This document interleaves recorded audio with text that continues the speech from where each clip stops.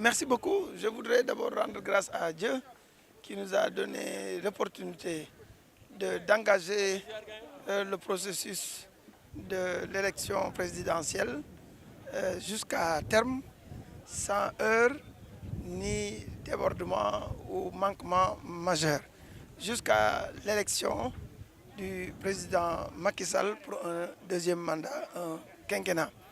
Je voudrais rendre grâce à Dieu pour ça. Le féliciter aussi, le chef de l'État, le président Macky Sall, mais aussi féliciter l'ensemble du peuple sénégalais. Ceci dit, je voudrais également, comme vous l'avez dit, revenir au sujet de la cérémonie qui nous a regroupés aujourd'hui, une cérémonie, on va dire, solennelle, d'investiture.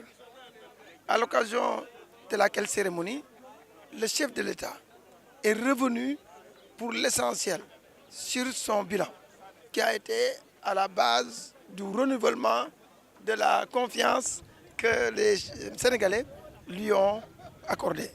Mais également, il a parlé des perspectives. Le plus important d'ailleurs, c'est priorité, au nombre pratiquement de 5, qui concernent la totalité des Sénégalais, toutes couches, toutes conditions sociales confondues.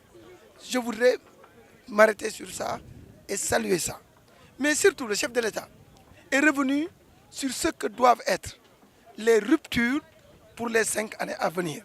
Et vous l'avez senti, nous avons tous été dans la salle. La salle, on avait interdit pratiquement les applaudissements. Mais la salle craquait d'applaudissements. Tout simplement, ça montrait l'adhésion que les Sénégalais voulait lui exprimer par rapport à ce qu'il a identifié comme priorité. La question des jeunes, qui est une question critique. La question des femmes, qui est une question également critique, parce que c'est les deux cibles qu'on pouvait qualifier de vulnérables de notre société. La question des comportements, des valeurs donc. La question des déchets, ça rejoint aussi les comportements. Donc, les questions économiques, y compris dans la durabilité. Il a parlé du PSE vert. Comment préserver notre environnement? Comment lutter contre, n'est-ce pas, la déforestation? Comment restaurer à travers le reboisement? Mais surtout, comment maintenir des activités économiques durables dans les zones à vocation surtout agricole de notre pays? Et il a cité particulièrement le cas des Niayes, qui, vous le savez, l'horticulture est aujourd'hui une des satisfactions de notre pays. Et les 60% de la production horticole du Sénégal viennent des Niayes. 80% des exportations horticoles du Sénégal viennent des Niayes. Donc si le chef de l'État saisit cette occasion solennelle pour parler de son intérêt pour l'environnement, moi je voudrais vraiment m'en féliciter parce que je suis d'abord technicien avant d'être maire et j'ai été particulièrement sensible à cette partie de son message. Tout à fait, j'ai beaucoup salué ça parce qu'à la suite du président du Conseil constitutionnel, qui dans son discours lui a rappelé ses responsabilités, lui a rappelé les défis majeurs qui l'attendent. Et parmi ces défis, il y a la paix, qui, comme il l'a dit, Monsieur le Président du Conseil constitutionnel, elle est aux États, cette paix, ce que la santé est à l'homme.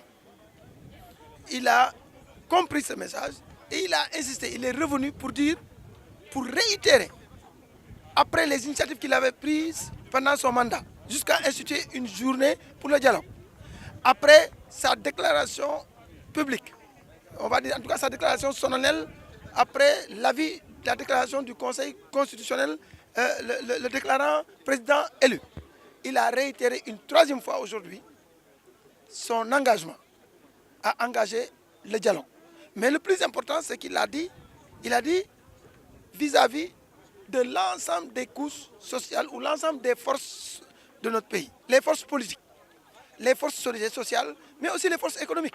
Donc ça veut dire que ce dialogue n'épargnera personne.